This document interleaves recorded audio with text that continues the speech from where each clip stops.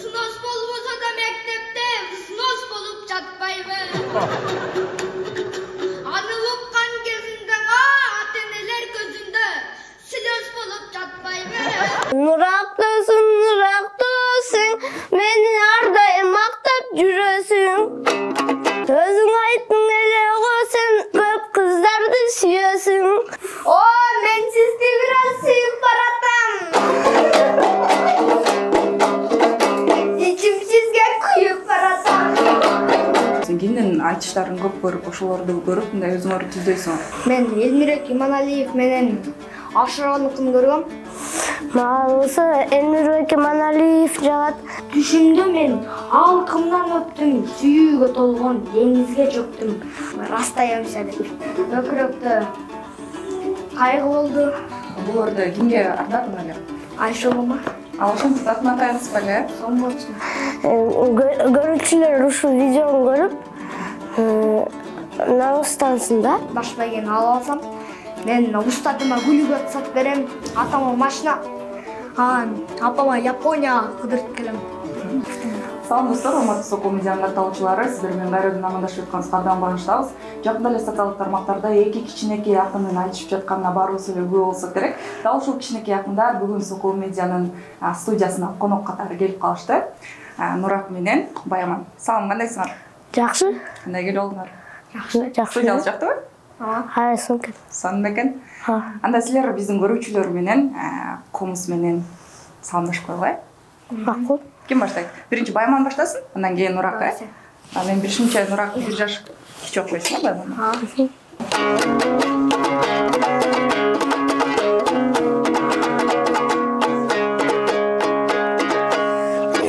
Ассаламу алейкум, жалпы журтум аманбы? Анда месе баштайын алдыга таштап кадамды. Мени менен айтышкан Нурак досум жаранду.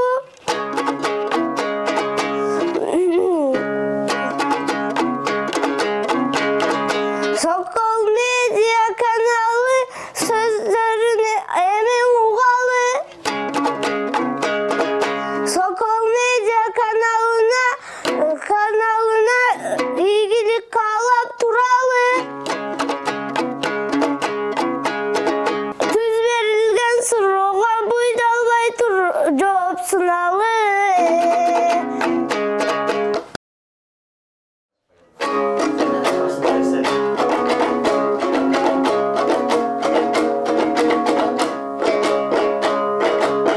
Дегенде акындар амандашып алышат.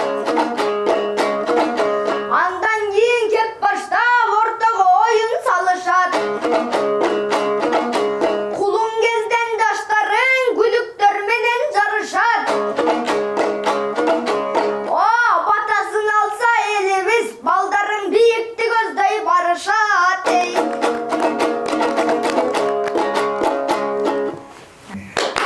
Азаматсыңар, силердин талантыңарга аябай суктанып атам. Нурак, Баяман, силерди бири билсе, бири билбейт. Да канча жаштасыңар, кайсы жакта окуйсуңар? Өзүңөр тууралуу айтып өтсөңөр. Ким баштайт? Мен атым Баяман, фамилиям Манаркулов. Мен 11 жаштамын. Атбашы мектеп лицейинде окуйм. 2014-жылы туулгам. Да, эмне айтсам? Кайсы жерден болсуң? Мен Аксыздан болом. Менин атым Нурак Сардарбеков, мен Таластык болом. Маас айылынан. Мен 3 эжем бар, 4 бир тууганмын. Мен жалгыз баламын. Эң кичүүсү. Үйдө жалгыз бала. Сен дагы эркес турбайсың, Баяманга окшоп. Айтсаңар, үйдө ким өнөргө жакын? Нурактын атасы өзү акын катары дагы элге таанылып жүрөт, Баяман, сенинчи үйүндө апаң өнөргө жакын адамбы? Ошол боюнча да айтыңыз. Мен болсо апам ээрчитип келген, апам өзү да айтыш көрөт болчу кызыгып. Анан айтыш фондуна сени апаң ээрчитип келдиби? Мен апам ээрчитип келген. Мен биринчи эшикте ойноп жүргөн эле бала болчумун. Сен өзүң кызыгып айттыңбы апама ушул мен дагы айтыш көрүп атам апа мен дагы ушул жака алып барыңызчы деп же апаң сага сунуштадыбы? Мен ойнап жүргөн жерден алып кетип калган.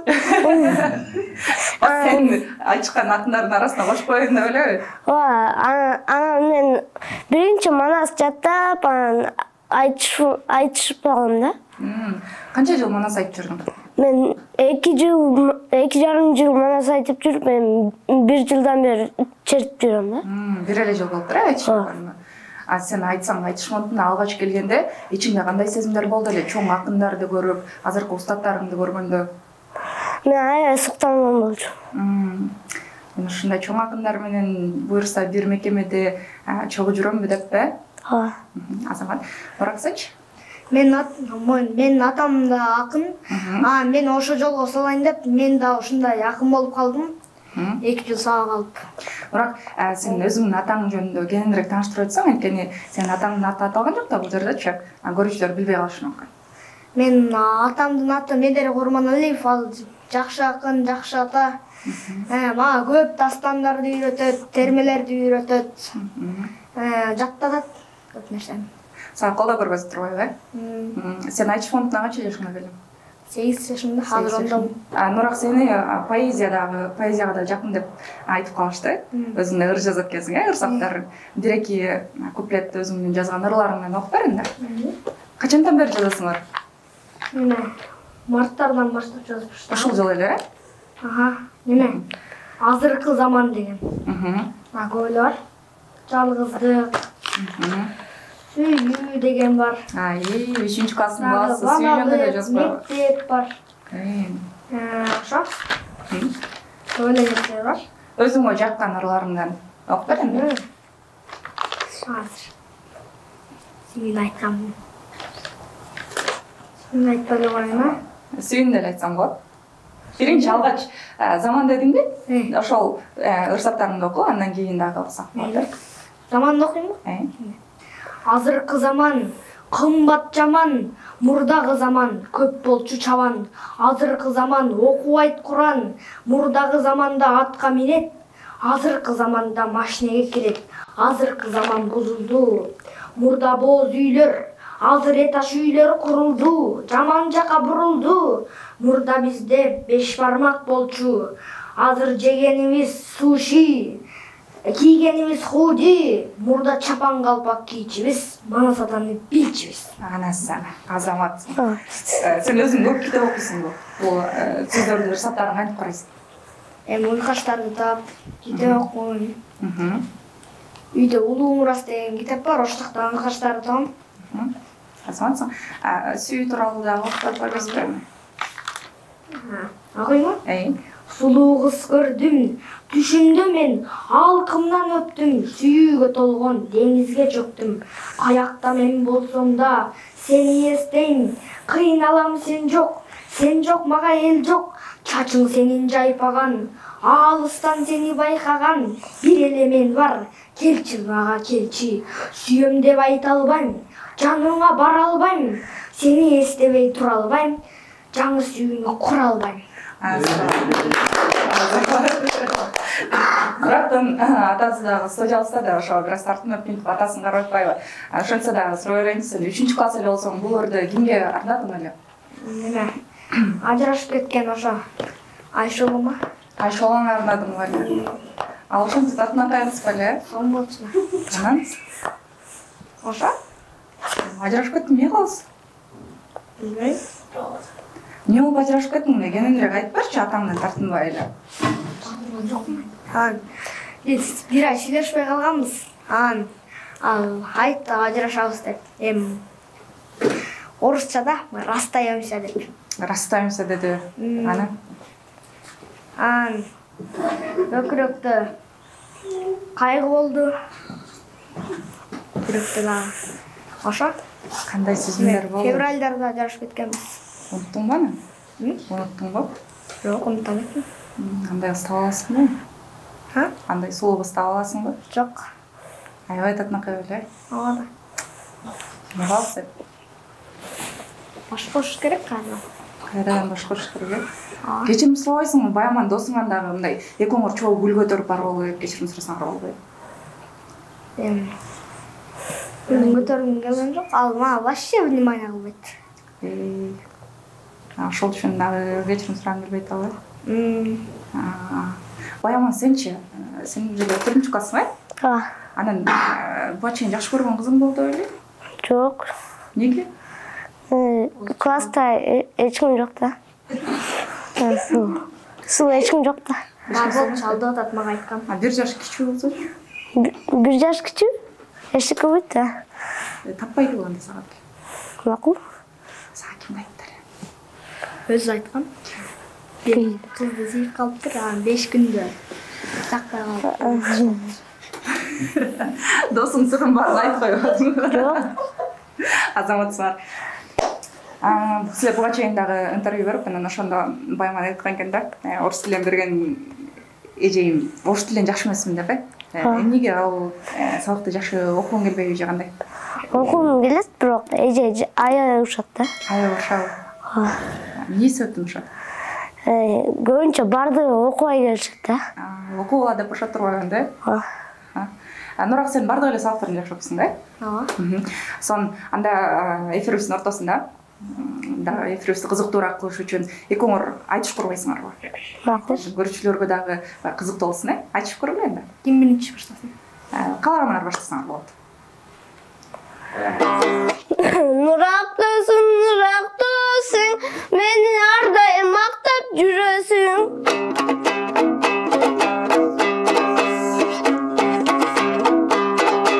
Өзүң айттың эле го, сен көп кыздарды сүйөсүң.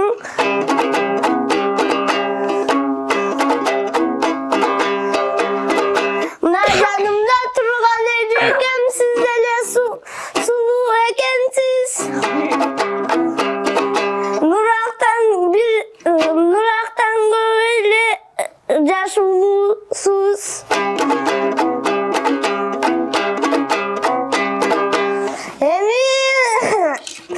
Сизден сурап көрөйүн, сиздин сүйгөнүңүз бар белең.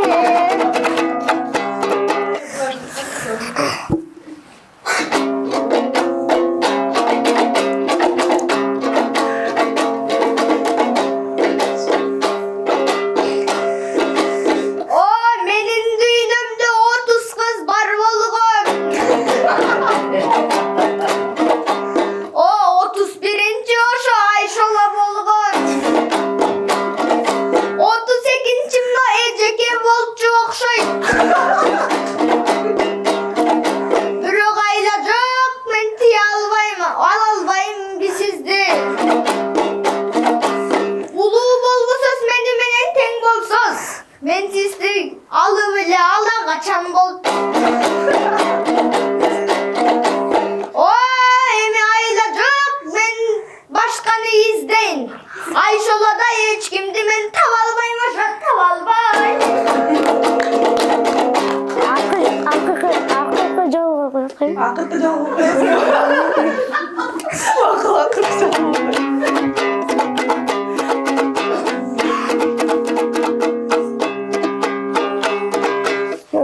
Нурак досум, нурагым, сен эч каяка кайгырба.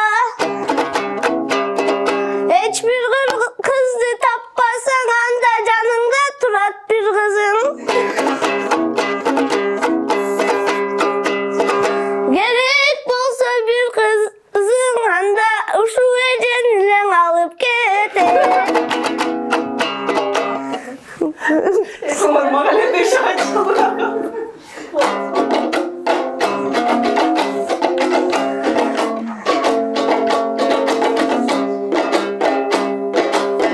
Баяман, мен айттым го, сенин сөзүң ок. Мейли алып кетейин бул эжени. Келин кылып акчолукту салып мен апамдын жанына отургузуп.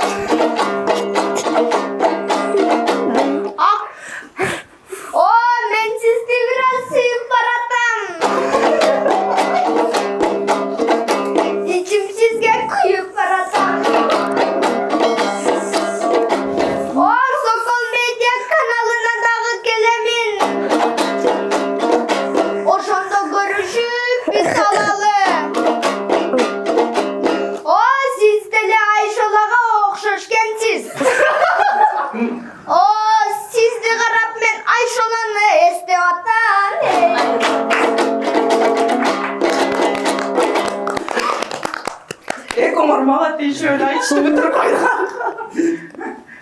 акланды. Май күз тулантал, алпарышылар антешпай жүргілі. Айтсаңар, сілер үлгі қата.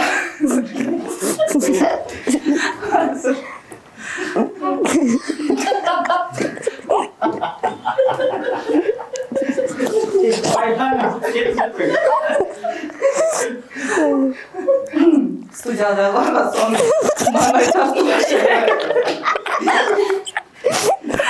Мана сүйелерімнен жауап берместерді келе олайды. Маған тірлік әдет бол десем, өзің тапам. Майы көз қыланталы, көрішілер ойлап қалғасын бұлар. Сүйі жөнді де сөйлеш отыру өркендер. Мұрақ баяман айтсаңар. Сілер үлгі қатары тұтқан, қайсы ақындар бар? Мысалы, ағайыңар болсын, жол болса бұға чейін көз өтіп кеткен ақындар болсын. Кенден айтыштарын көп көріп, ұшыларды көріп, өзіңір түздейсің. Мен Элмирек Иманалиев менен Ашыраганыкын көргөм. Ал экотен көз жумган.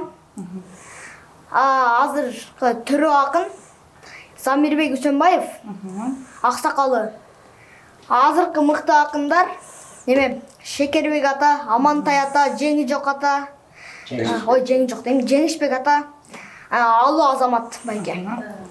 Сау жаккан акындар ушулар, Баймасенч?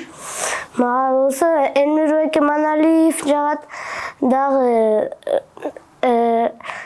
Элмирбек Иманалиев дагы өтүп кеткендерден, мурун өтүп кеткенден Жени жок акын жагат, да Токтогул Сатылганов жагат, Арстанбек Буйшалуу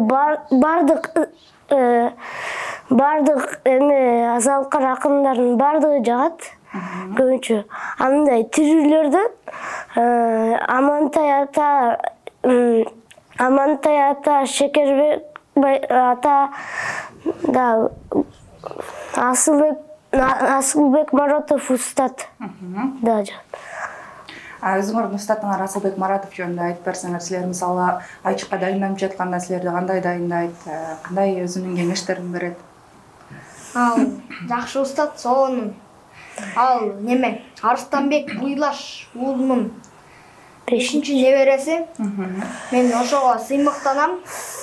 Устатым кыйын акын.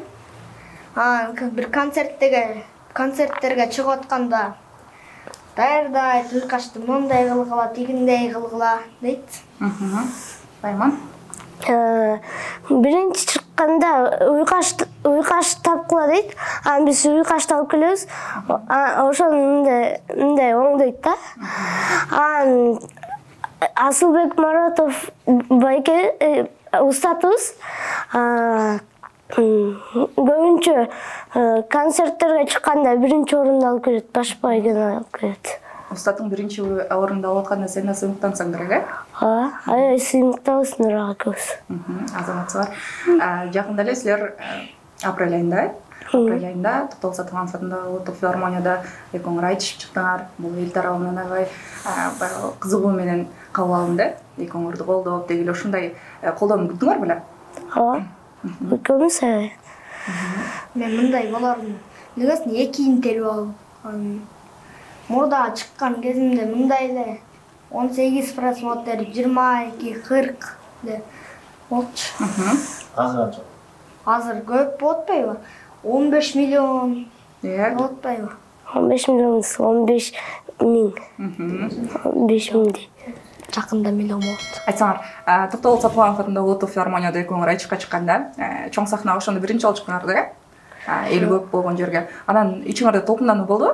Меники толкундануу болду. Мен экинчи жолу чыгып атам, биринчи Манас айтып чыккам да. Ошондо биринчи айтышып чыкканда толкундануу болот экен, андай Манас айтып чыкканда мындай нормально эле. Сен Манас айтып көнүп калгансың да, получается. Көп жерлерге эле Манас айтып жүрсөң керек. Мен азыр эле Манас айткам, бирок Манас айтып көнүп калгам. Айчыкка киргенге бир эле жол болду. Нурак, сенде толкундануу болду? Жок, мен көнүп калгам да. Эми толкундануу болот баарды эле. Мен 6-нчы жолу чыгып аткам. Биринчи Манас айтып чыкканда бир жолу жөн эле Манас айткам да. Жөн эле ондай көрүпчү. Ошондон кийин толкундандан кичине кетти да. Толкундандан кичине кетти да, элдин сүрүнөн коркпой калдым. Азамат, рахсынчы. Мен өзүмө ишенем. Мен кыйынмын деп айтарым. Азаматсың. Анда мотивацияны сен ким үйрөтөт сага ушинтип өзүң ишен деп? Үйүндөгүлөр өзүң ба? Азаматсың. Дээринде барып алдырып турбайсыңарбы? Деги эле айтыштар да силер кичинекей болсоңор дагы, 3-4 класс болсоңор дагы бир чоң темаларды айтышып атасыңар да, айтышка ошол утурлай кошуп барып атасыңар. Ошол темалар силерге устаттарыңар айтабы? Же болбосо өзүңөр даярданып ошол айтыш үстүндө кошулуп кетеби? Взносту билем өзүм. Мектепте болуп атпайбы, эжеке подарка тууган күнгө. Акча чогултушу. Акча чогултуш, уборщицага акчаны кетирип атат. Ошо кайгылып атат. Ошол проблемаларды алып чыгалы деп устатыңарга сунуштадыңарбы?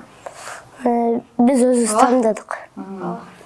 Ал силерди колдоду, Мынча айтышкыла деди. Биринчи биз өзүбүз тема тандадык. Анан биз мындай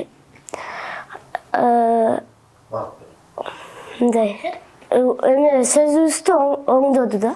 Устатыбыз оңдоп берди. Туура эмес баягы сөздөр болсо ошолорду оңдоп берди, бирок сунушту силер айткан экенсиңер да.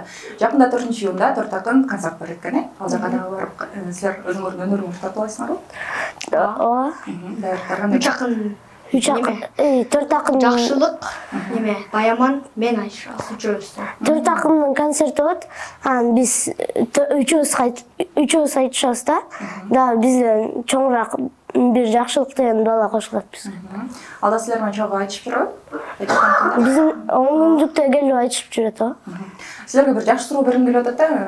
Негизи ушундай Кыргызстандагы проблемаларды айтыш аркылуу элге жеткирип атпайсыңарбы? Келечекте кандай өлкөдө жашагыңар келет?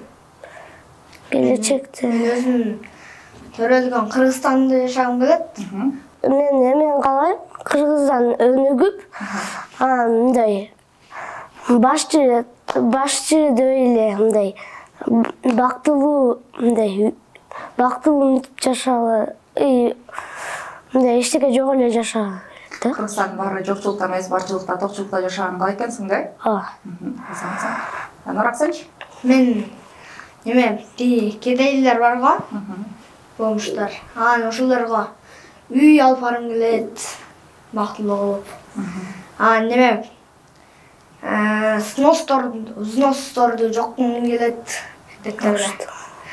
Дагы сносторду дагы бузатпай мындай эле. Дагы адамдар мындай кедейчиликтен, баарынан, коррупциядан. Кыргызстаныбызга мындай бар го, сонун тропинкалар. Ошол жакта мусорлар болуп атпайбы, таштандылар. Ошолорду адамдар алып туруп мындай эле өрттөп атпайбы? Өрттөгөнгө болбойт да өзү. Болбойт, Ошондо штраф кылгым келип атат да. Алар штрафты укпай эле кыла берет да.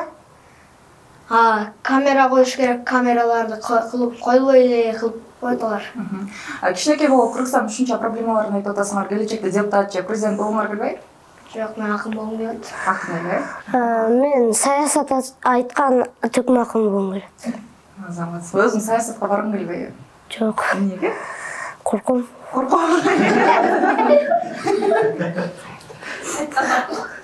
Азамат. Мен билишимче, экөөңөр тең манас айтасыңар. Ооба. Анда бизге ошол манас айткан өнөрүңөрдү тартуулап бергиле. Манастан үзүндүсүн айтып берейин.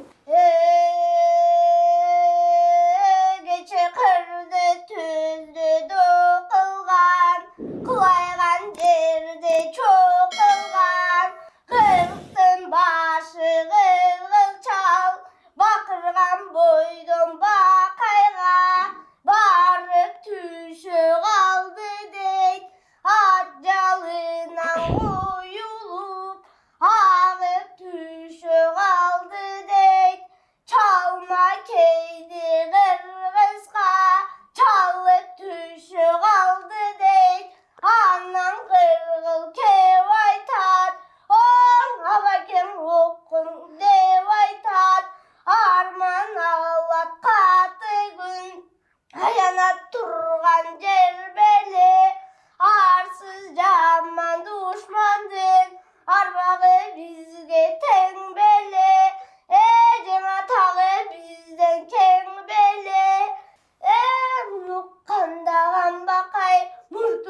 sap bolup, munu ketdi saz bolup, sakalı sap bolup, saуры ketdi saz bolup.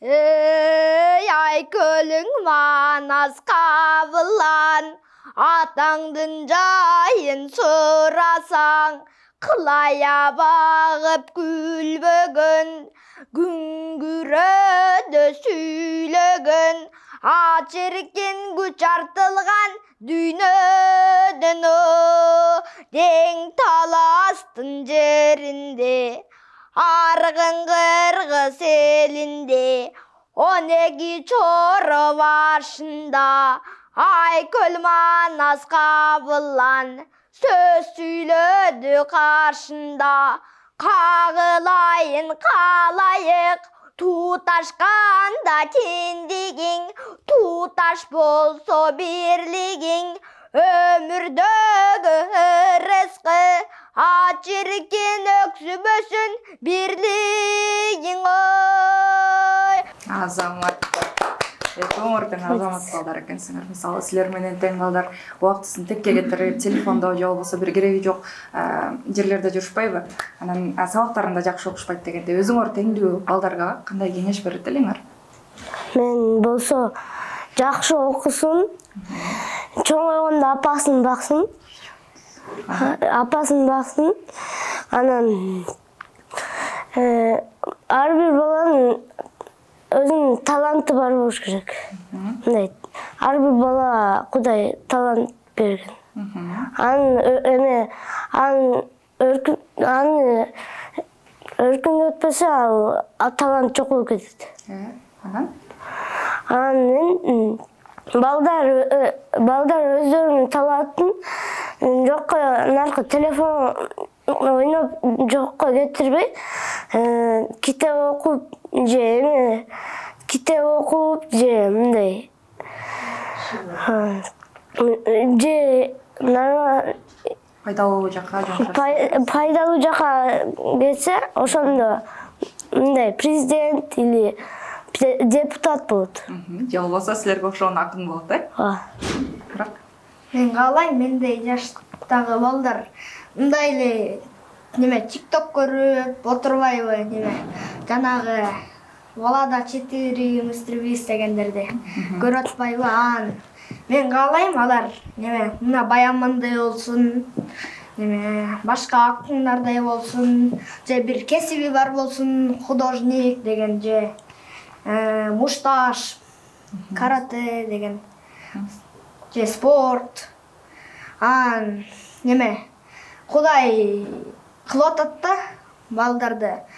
Бул мага бирөө айткан, апам айткан да, Кудай монтет да, сахар кошкондой эле да, балдарга, например, Баяманга 2 кашык өнөр, 2 кашык билим кошту. Элмирек Иманалиевке, улуу устатка 1 чака эле кошуп койду окшойт. Ошончо ал ушундай күчтүү акын болчу да. Ошо.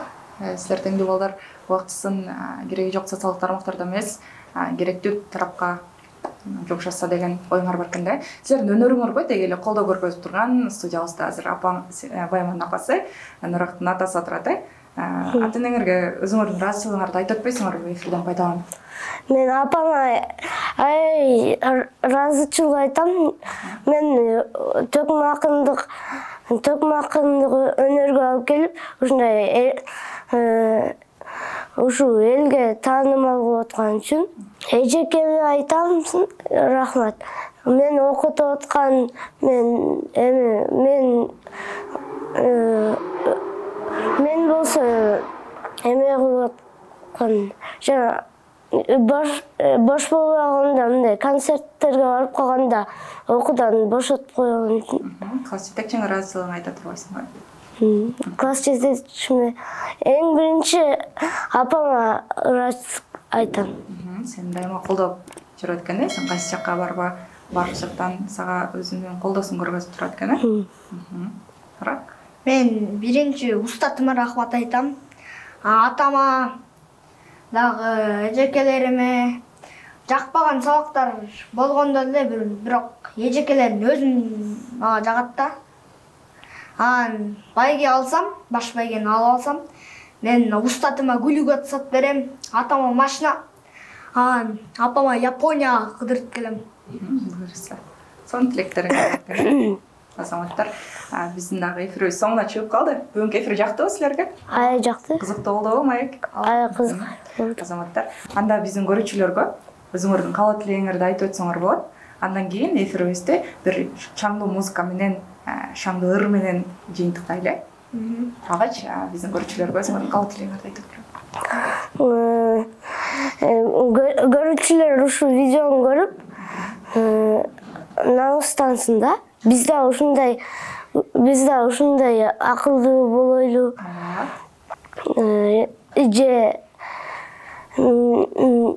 Же китеп окуп, телефонду кармабай, китеп окуп, пайдалуу нерсени көп кылып, фастфудтарды жебейли. Мындай пайдалуу тамакты жеш керек. Анан көрүүчүлөргө алар көргөн үчүн чоң рахмат айтам. Азаматсың. Мени экөөбүздү аз көрүп атканда, эси бир балдарды көрүп атса, алар да жакшы бала болсун, Баяман досумдай болсун, мендей болсун. Анан дагы каалоо тилек айтам аларга.